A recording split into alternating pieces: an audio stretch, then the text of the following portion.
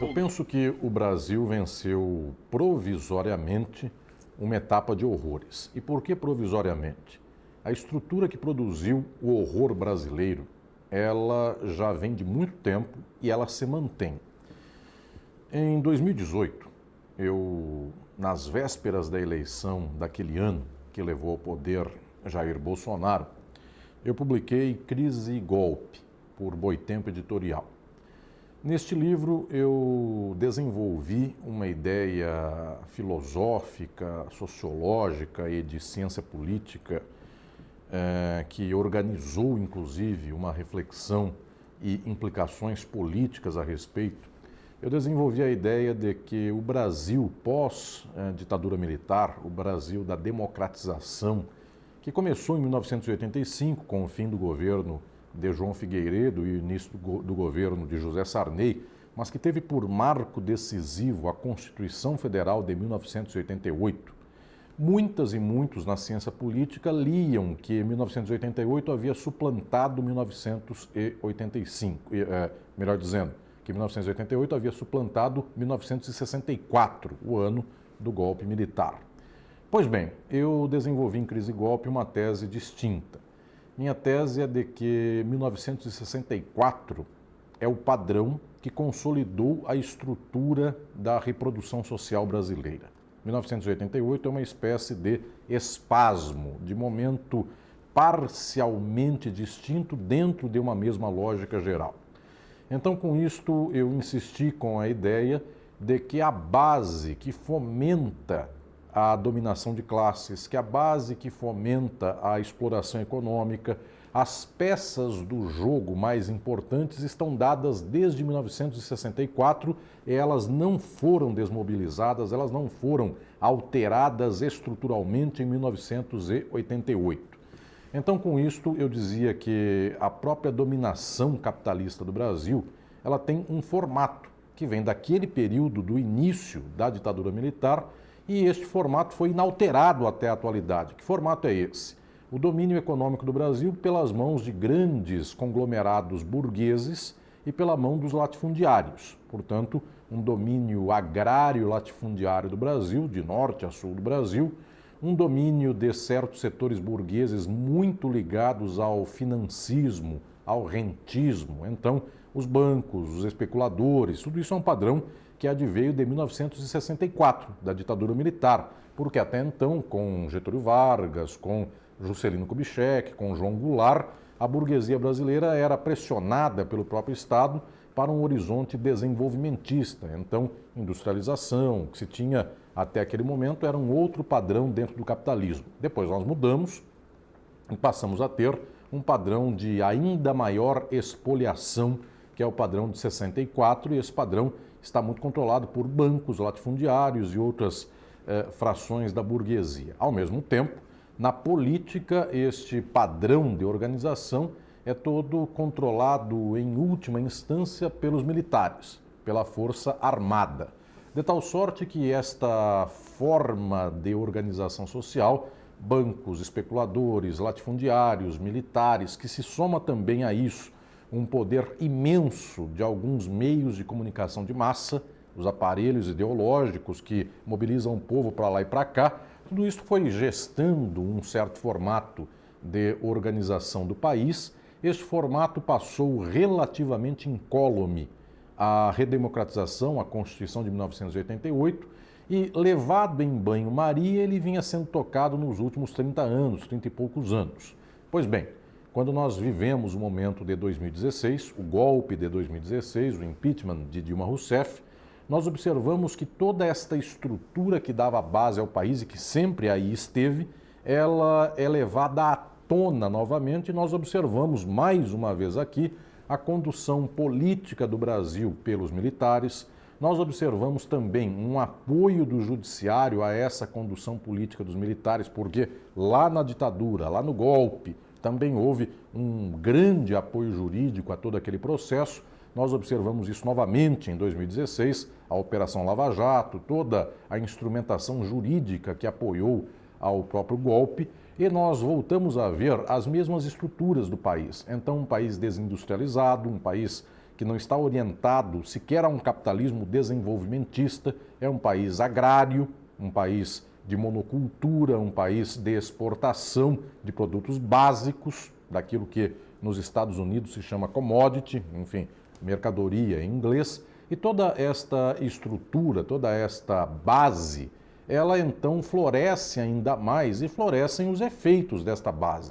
Portanto, um país cuja burguesia é financista, especuladora, um país que vê retrocessos enormes nos direitos trabalhistas, como aconteceram esses retrocessos desde 2016, reforma trabalhista, reforma sindical, reforma da Previdência Social e reforma aqui no sentido de piorar a condição das classes trabalhadoras. Este quadro é o quadro que já está estruturado há mais de 50 anos, é um quadro que foi muito pouco alterado, na sua estrutura basilar ele não foi alterado, e então nós verificamos a explosão, mais uma vez, desse domínio direto desses grupos. E tudo isso, claro, consorciado com interesses da burguesia dos Estados Unidos, tudo isso consorciado com os interesses políticos estadunidenses, com o imperialismo, portanto, uma espécie de patriotismo apenas de fachada, porque no final das contas é a entrega do país de modo plenamente direto aos Estados Unidos. Houve, inclusive, filho de presidente que beijou bandeira dos Estados Unidos, algo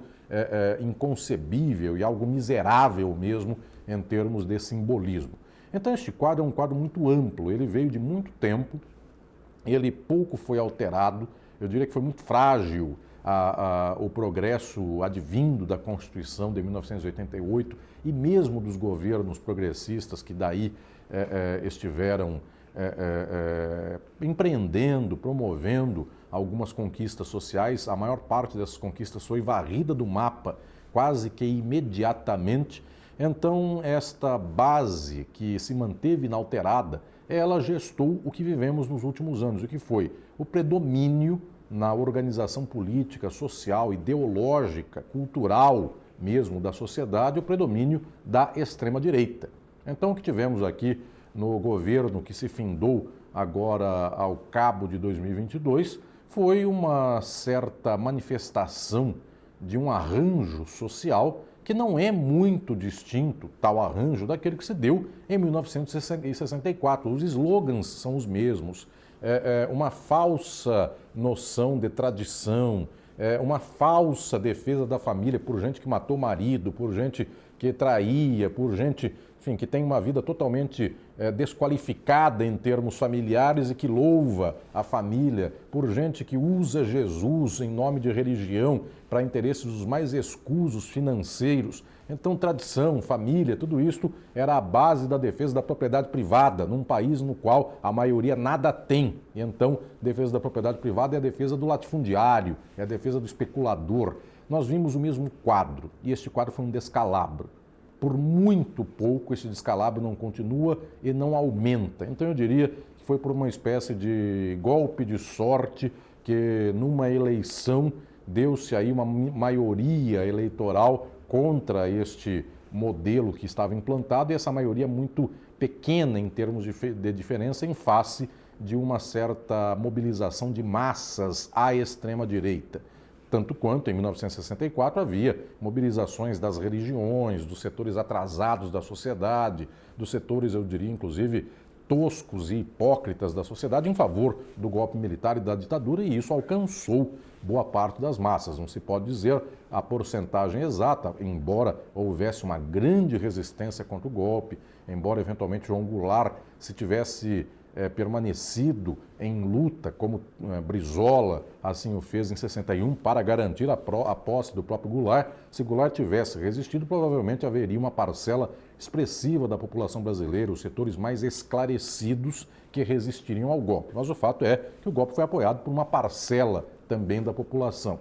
Este quadro nós vivemos até o final de dezembro, e esse quadro voltou, inclusive, porque ele não acabou, nos seus espasmos posteriores. Então, em 8 de janeiro de 2023, há uma espécie de intentona golpista, se invadem os palácios de Brasília, todo o dispositivo militar programado para que permitisse este descalabro, esta escalada golpista. E, portanto, em todo esse período, o que verificamos é que a base que vem desde 1964 e explodiu no sentido de que tomou grande envergadura no governo agora findado em 2022, esta base continua a mesma. Ela provoca, ela promove articulações e promove empreendimentos reacionários e mobiliza de modo bastante expressivo uma parcela da população brasileira, uma parcela que é tocada, que é instigada por uma posição de mundo reacionária, contrária a avanço, contrária a progresso, contrária à inserção social, contrária à igualdade desejada e lutada por muitas e muitos. Portanto, aquilo que é lindo passa a ser espantalho na linguagem dessa gente. Socialismo, comunismo, que são horizontes de mundo magníficos, compartilhar o pão de modo comum com todos. Isto é o comunismo. Passa a ser algo que é tomado pelas pessoas como uma espécie de espantalho, como uma espécie de ofensa. E capitalismo, que é o sistema no qual 0,1% da humanidade exploram a todas e todos nós, os 99,9% restantes, passa a ser algo magnífico, que os empresários, que os especuladores, eles sim levam ao progresso. E aí nós observamos um caso como este dessa empresa de nome Americanas, cujo rombo e cuja fraude foram extraordinários, promovidos pelos homens mais ricos do país, que queriam, inclusive, e conseguiram, neste governo anterior de tanto retrocesso de extrema-direita, conseguiram tomar a Eletrobras, pagando uma ninharia por isso, e então agora até a eletricidade do Brasil é dada na mão desses homens que destruíram uma rede de supermercado e o que não farão com a própria energia do Brasil. Então, esta ideologia, a ideologia contrária ao progresso, a ideologia, portanto, reativa ao progresso e daí reacionária, ela, infelizmente, há muito tempo tem sido cultivada, há muito tempo tem sido mantida e ela ainda guarda uma boa parcela do Brasil sob seus controles, sob suas garras ideológicas. Então é fundamental que nós vejamos este quadro e é fundamental que nós entendamos que aquilo que se passou até agora e que continua se passando não é um processo que irá se esvair só porque uma eleição foi ganha num sentido contrário àquele da extrema-direita. Esta estrutura está mantida. Enquanto houver latifúndio, enquanto a riqueza do Brasil depender de exportação de monocultura, soja, cana, qualquer coisa dessas, nós não temos perspectiva. Enquanto o país for mantido na mão de especuladores, for mantido na mão de 3 ou 4 bancos, todos eles consorciados com os Estados Unidos, nós não temos hipótese de melhorar o quadro. Então, digo isto porque quem me acompanha há de entender e há de refletir no sentido de que é preciso uma mobilização social muito maior para destruir estas bases de exploração e de dominação social, para, enfim, após transformarmos este quadro social, podermos dizer, então, em um outro momento, que nós vencemos esta estrutura reacionária que até agora domina a sociedade brasileira.